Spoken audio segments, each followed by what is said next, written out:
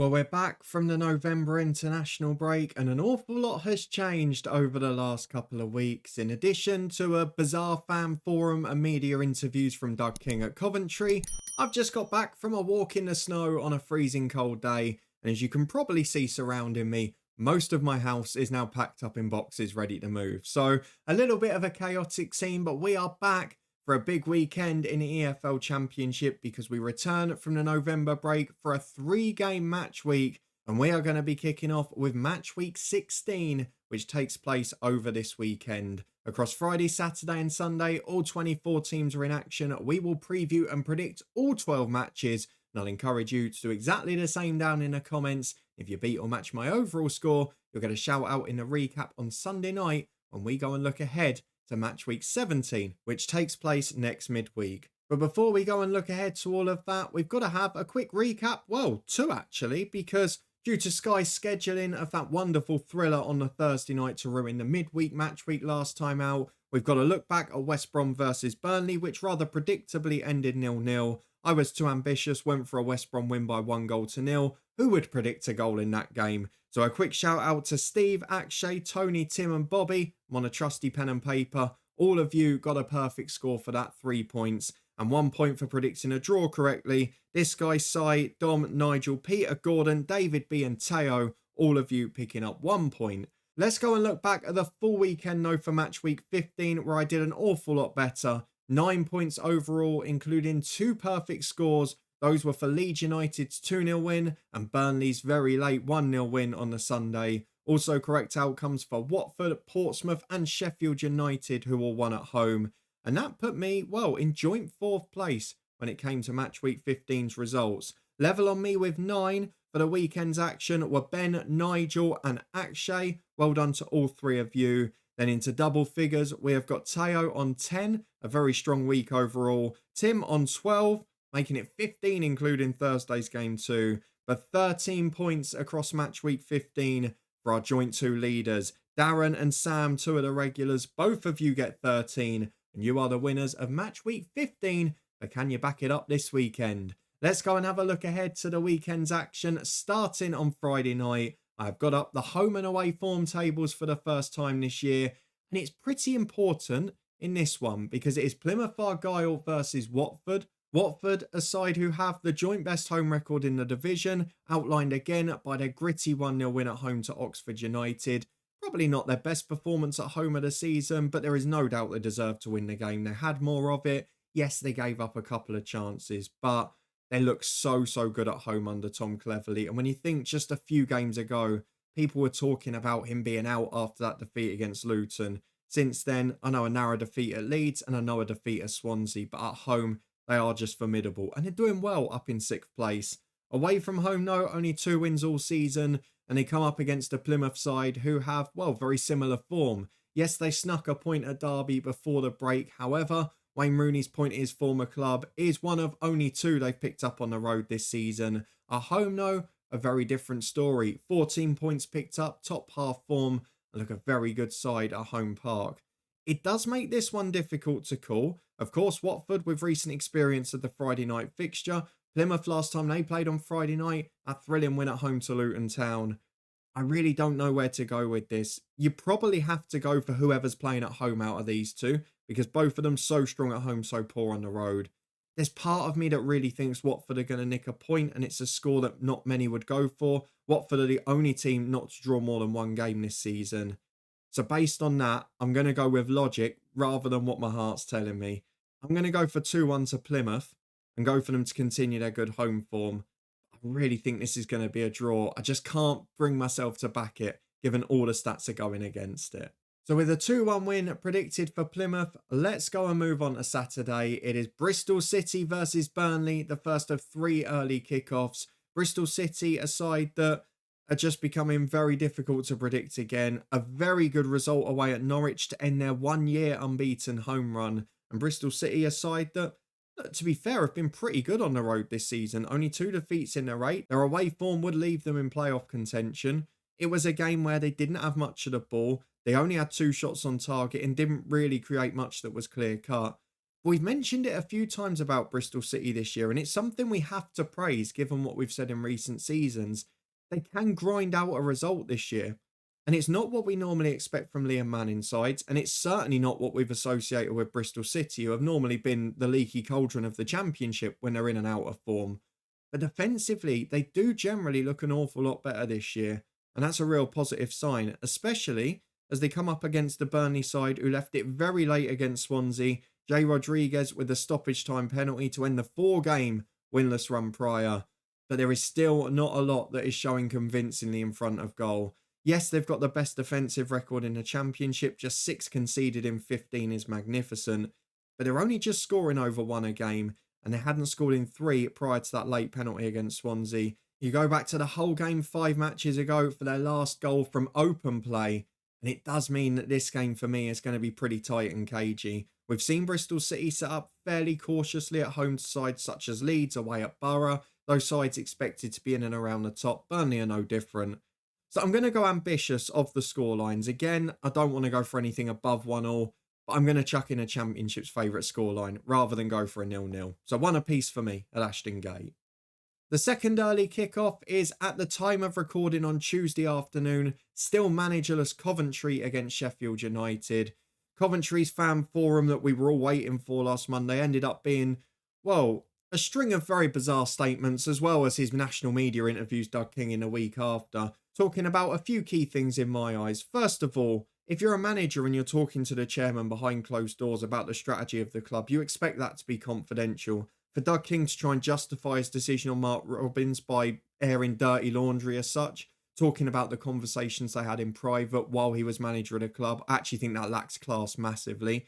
But even aside from that, 2 of the standout statements from his media interviews last week were that they've still been able to get into the playoffs from this position before, which is part of the reason he was changing manager, even though the time they did it from this position before was with Mark Robins in charge. And the second one was that you don't want to get dragged into a relegation battle, as we saw with Birmingham City last year, who only got dragged into a relegation battle because they sacked a popular manager who was doing well and replaced him with someone who was a bigger name and commercially more viable.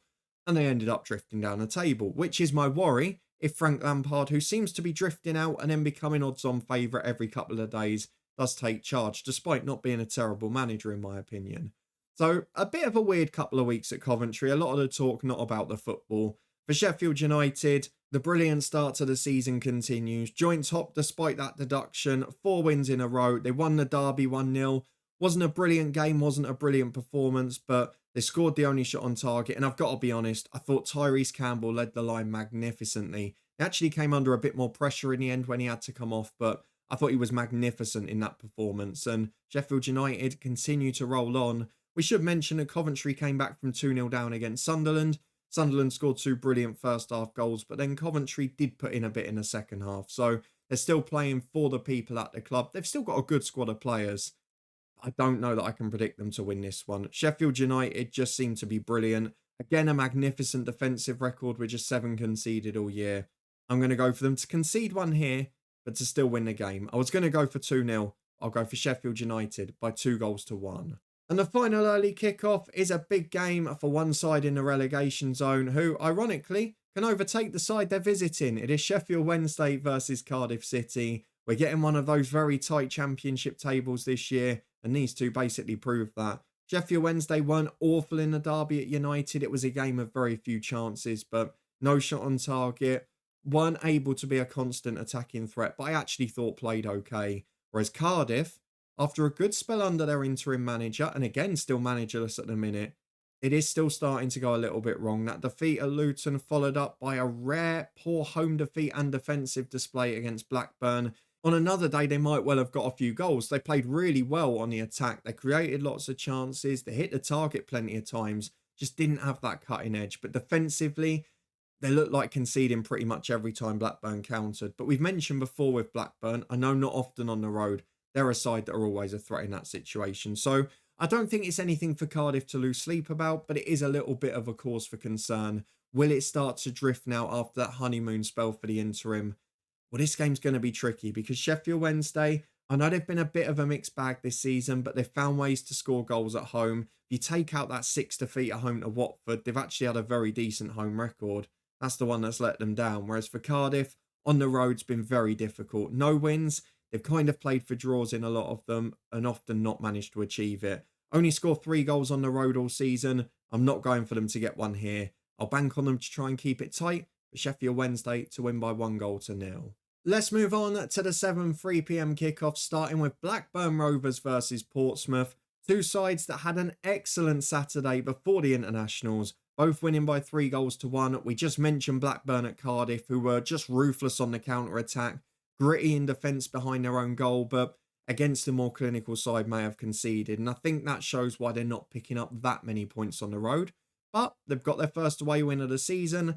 John Eustace's signings are proving to be very fruitful. Andreas Weimann popping up with a brace in that game.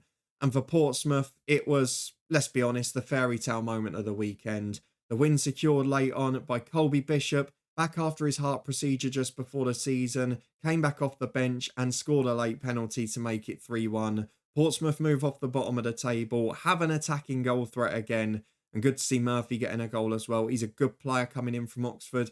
He's just starting to find some form. So a really good result for them, a really important one as well. And this is a run of games coming up now. I know Blackburn away is tricky based on their home form this year, but Portsmouth are coming up to some games where you think, if you're going to get out of trouble, this is important. So maybe of their 3 this week, this one isn't the most pivotal, but I have to go for Blackburn Rovers to win it. I just think at home they've been so solid this year. They've scored goals, they've won games, and I'm going to go for them to do so again. Pompey's away threat is not going to be there this time. I'm going to go for them to lose this one by 2-0 at Ewood Park. Next up, the game I'm going to be at, and perhaps surprisingly, with no change of manager as it stands, it is Luton Town versus Hull City. A lot of people, including Rob Edwards, if you listen to his post-match interviews, probably didn't expect to be in charge this weekend, but it looks like he is going to be. Luton Town lost 5-1 at Middlesbrough, and if we're being honest, just completely fell asleep. A couple of strange team selections.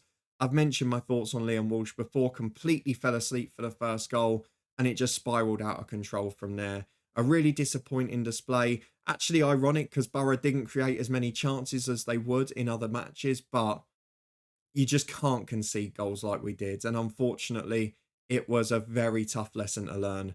Ironically, most of our back 5 then got called up in the international break, but we'll gloss over that for now. For Hull City, a disappointing day. Again, the winless run continues. They were defeated at home to West Brom and more worryingly conceded 2 goals against a side that just don't score many at the moment. Wasn't actually a bad performance. They had a lot of the ball and a lot of the shots, but couldn't create too many clear-cut chances. They threatened to come back in the second half. It was a decent performance, but it is now 7 without a win. And that run's got to change soon because like Luton, Hull City are level on points with a relegation zone. So for this one, I feel like I have to go for Luton because actually their last home performances have been pretty good. They beat Watford very convincingly in a derby, were excellent despite defeat against Sunderland, got a draw against West Brom and beat Cardiff.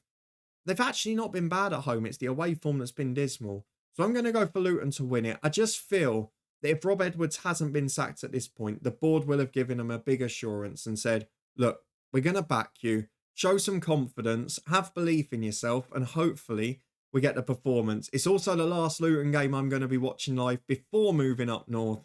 So hopefully I'll get a treat to send us off because I don't need any more horror shows. I'm going to go for Luton Town to win this. Heart overhead this time by 3-1. Sorry, Hull fans. Into the second half, and we start with 2 teams who are doing very well this season. It is Millwall versus Sunderland. Millwall perhaps a little frustrated to give up the lead in a 1-1 draw away at Stoke City. But overall, they're in 8th place. They've had a really solid start to the year. My worry in a game like that is we've seen them grind out results against some of the top teams, but away at a Stoke side that haven't been consistent, that haven't been brilliant, to only have 1 shot on target, to give up nearly all of the ball and most of the chances, maybe is a little bit of a worry because you would expect Millwall in those sorts of games to try and have a bit more of a foothold as they did earlier in the season. But still, it's another point on the road. It's a good start for them in 8th place. And on the flip side of that, Sunderland's probably disappointed despite continuing their unbeaten run. If the run of 1-0s is over for Millwall, well, the run of clean sheets is over for Sunderland. 3 in a row followed up by a 2-2 draw at home to Coventry. from 2-0 up after two wonderful goals from Isidore and Sirkin, who were pegged back in the second half in a game that actually probably didn't have as many chances as you would think from the scoreline. Coventry, though, came back into it despite being managerless, and I think it's one of the few games this season where Sunderland will be really disappointed. 3 without a victory now, albeit they're all draws and they're still unbeaten in that time. This one's a hard one to call. Sunderland have had a few difficulties on the road this year.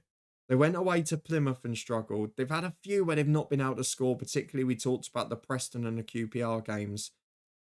I think Millwall might nick this one. There's part of me that wanted to go for 0-0, but I'm feeling excited this week. We're going to have goals in the Championship at last. I'm not going for any 0-0s, and as a result, I'm going to go for Millwall to nick a surprise home win by 1-0. Let's move on to one of the promoted sides as Oxford United face Middlesbrough.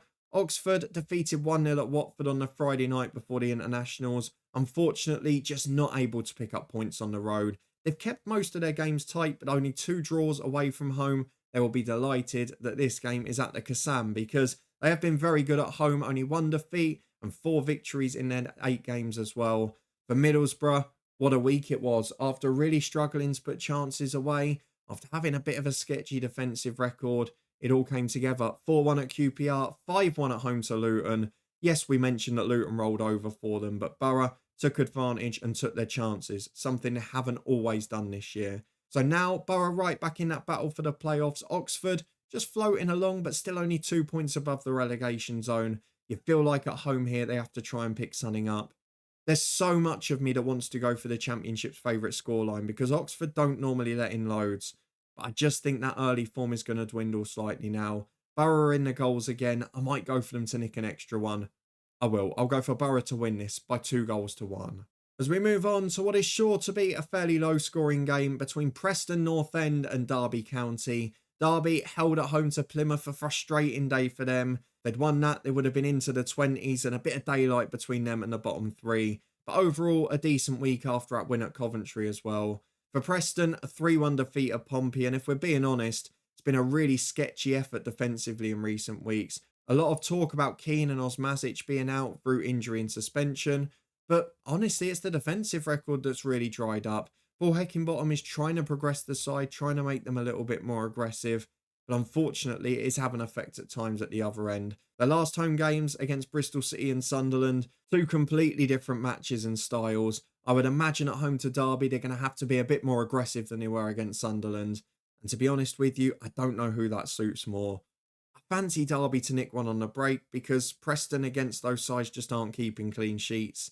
And they've had a lot of 1-1 draws recently. So based on that, and Preston scoring 1 against Pompey and 1 against Bristol City, I'm going to sit on the fence here with the Championship's favourite scoreline. 1 apiece at Deepdale. 3 to go and a big game for the side at the bottom because it is QPR versus Stoke City next. QPR beaten handsomely by both Borough and Leeds before the international break after grinding out a few draws prior to that.